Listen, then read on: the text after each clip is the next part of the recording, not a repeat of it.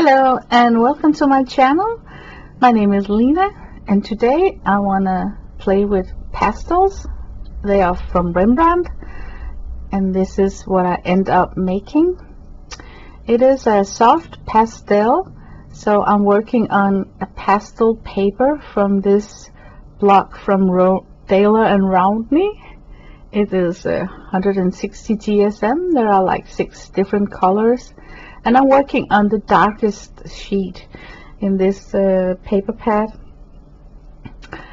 It's a very dry stick, so here I'm trying to capture some footage so you kind of get a feeling of what kind of supply that I'm playing with today. It's like a chalk stick, so it's not oil pastels, even though that I love to use oil pastels.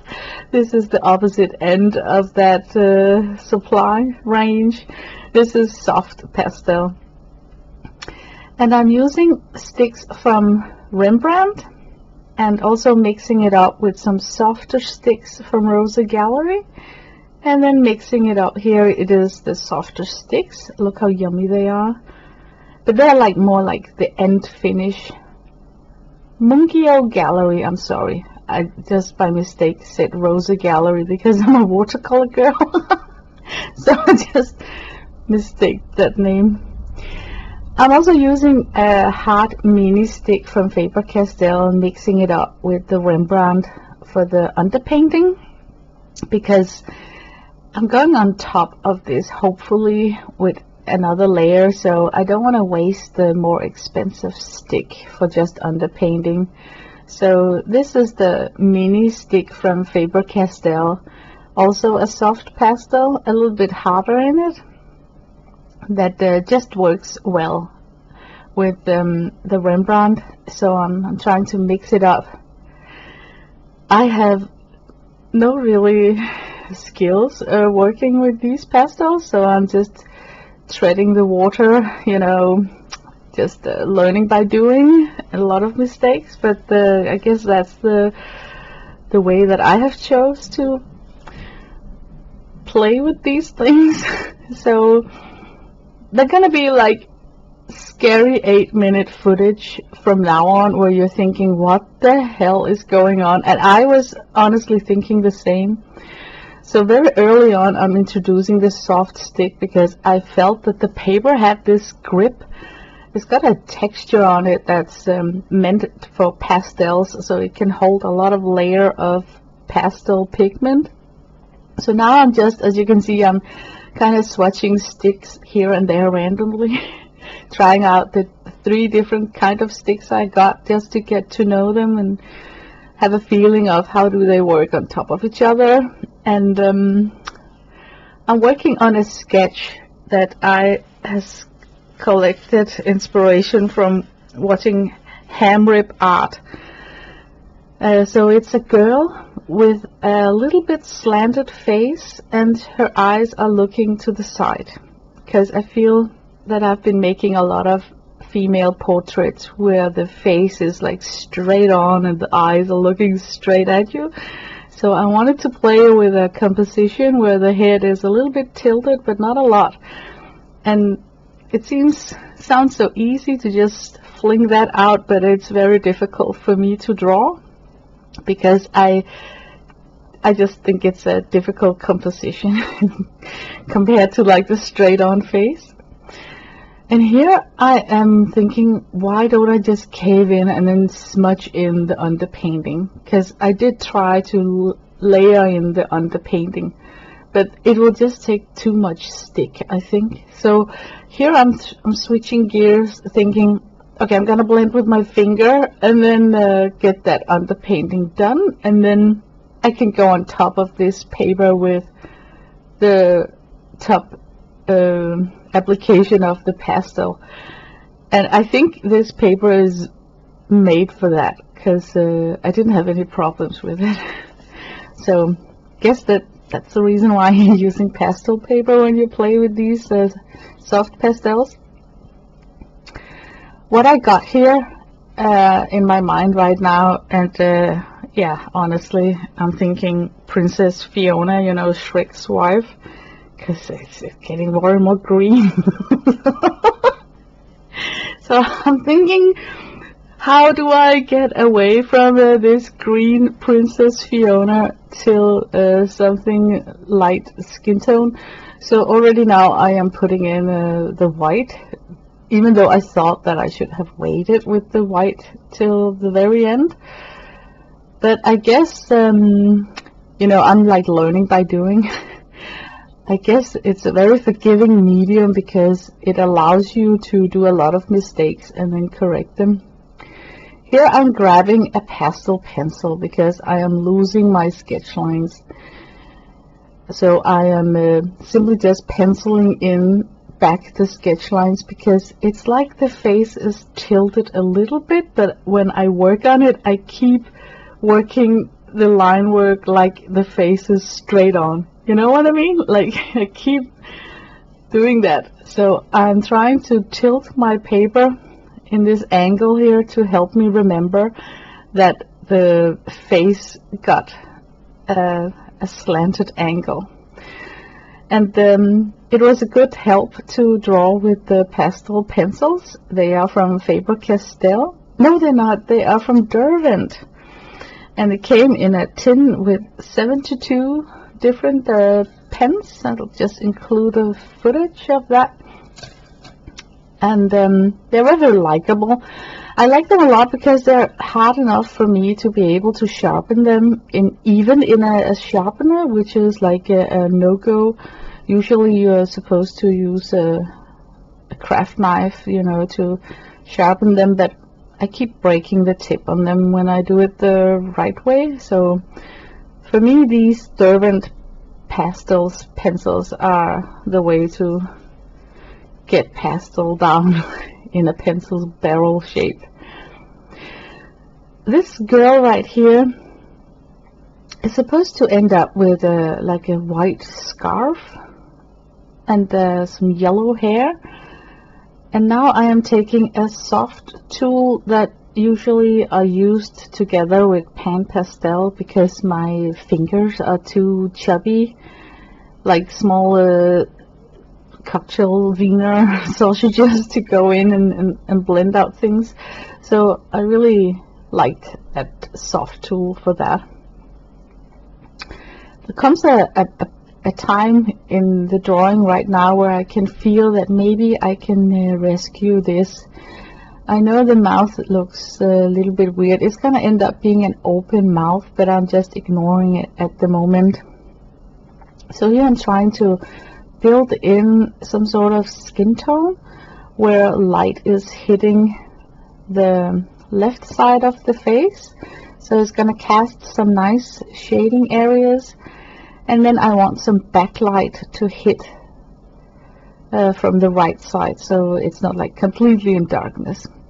But I keep having trouble by keeping the proportions correct because the paper is lying down on my desk.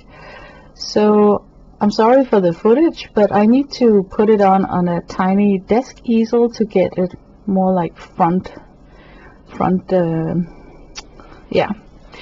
And when I put this, by the way, my paper is taped to a hard, sturdy chipboard backing. When I put that upright on my desk easel, I've figured out that the powder from the stick is just gliding down and landing on the bottom of the drawing. So it was not something that I was bothered about. Usually when you work with soft pastels, depending on the brand, they can crumple and some may not crumble a lot. But let me talk about the Rembrandt sticks. Well, the story behind these sticks. Last year my son and hubby, they went to Malaga and hiked a lot and then came home with 10 Rembrandt soft pastels.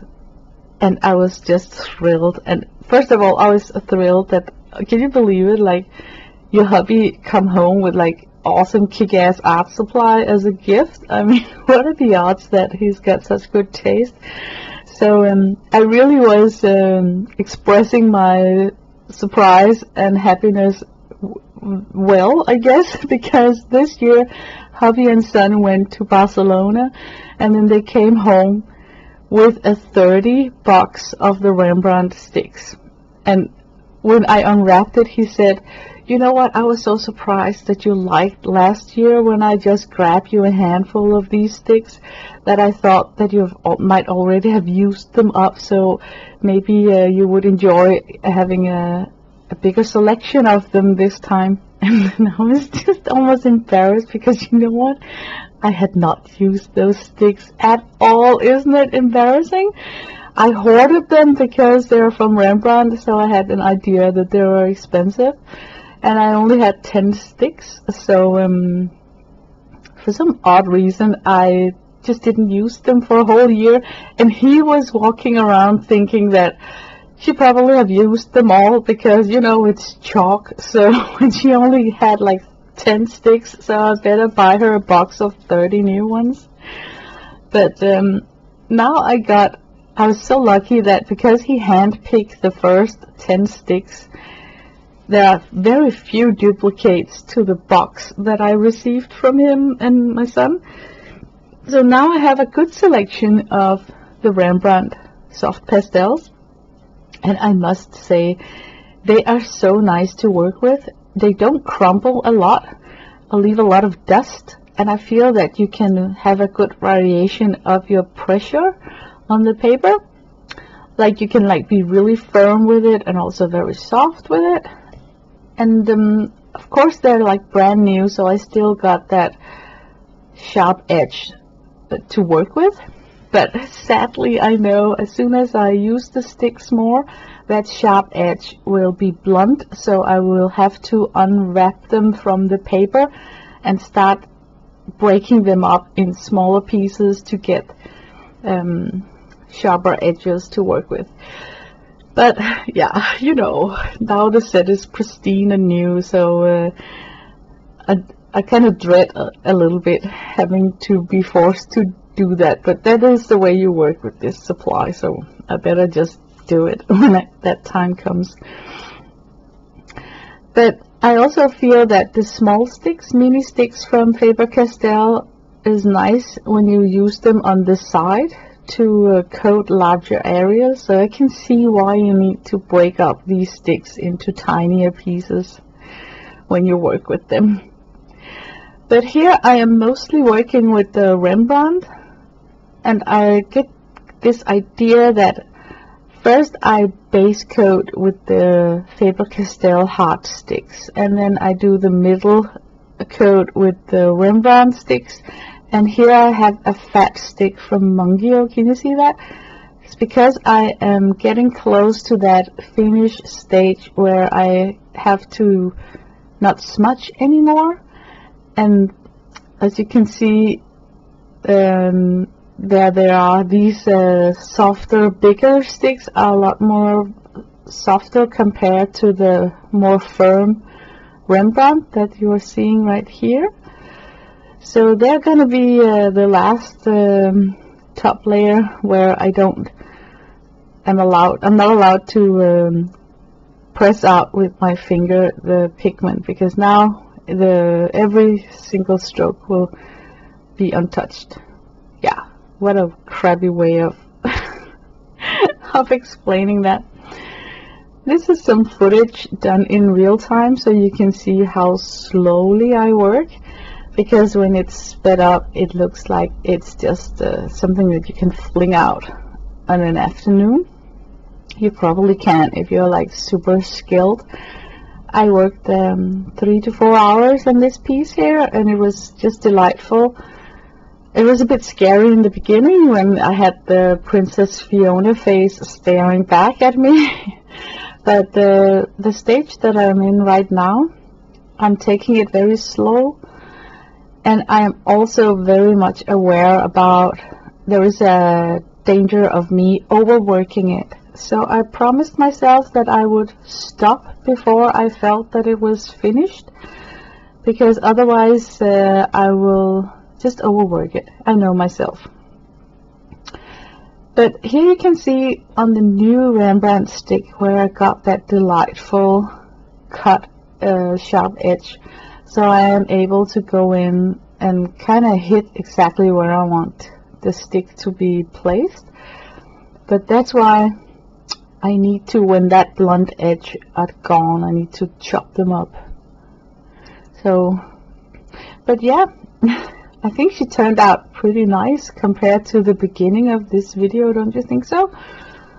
It's a fun tool to work with, and I kind of really like this. The inspiration is from HAMrib Art, where she worked on the exact same composition and girl, and I was thinking that I'm so glad that she uploaded it to YouTube to give me inspiration, so I wanted to pay it forward and also upload my painting session in case it can inspire someone else to grab the pastels and work with them.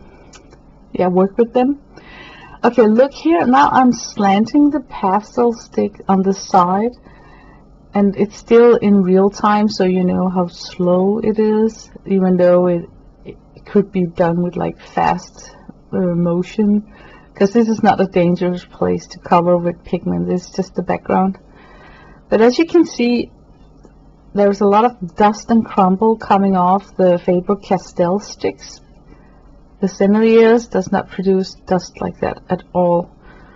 So but it's a very the price point between the Faber Castell Mini and the Sennelier there's a big gap there. So I think I like to use the mini sticks for the big areas as background. But she has to be fixative sprayed, and I have not done that yet. There's a lot of white on this pastel drawing here, so I kind of fear that it will be pushed back by the fixative, even though that I have a Sennelier pastel chalk pastel spray. But this time I think I will find some sort of a frame and then put her behind glass, and then put a frame around this pastel so that the drawing itself does not touch the glass, because the powder may be, if the glass from the frame is touching the powder, it will like, yeah, it was just a smear off on the glass, you know. It's very unlikable look. But there's not a lot to say other than isn't it amazing how this pastel paper just can keep on taking stuff? And even though that I smeared it out, the underpainting, I felt like I mushed in and filled up the grain of the, you know, the tooth of the paper. There still was more tooth. I know that a lot of people talk about if they lose tooth on their pastel paper, that they just go on top of it with fixative to get new tooth. So I have that in the back of my mind, because there are areas on this pastel drawing where I did a lot of mistakes, so I came on with a bunch of layers to correct the mistakes. It's mostly on the dark side of the face where the shading is that I feel I had so many extra layers to get it right. Here I'm going for like a light blue dress, but the fun thing is that if you squint your eyes, it looks like this white light dress she's wearing, but when you look at the colors that I'm using there, everything from gray to moss gray to light blue to Prussian blue and then white. So that's the fun thing with pastel, that up close it looks like a random mess, but from the side, when you step back and enjoy a painting, you can really see how, or maybe I need glasses, I don't know, but you can really see how it just comes together in a nice way. So when that's said, I really think it's fun to try them out. You should try it out if you got these lying around in your art room. Thank you for watching. Bye bye.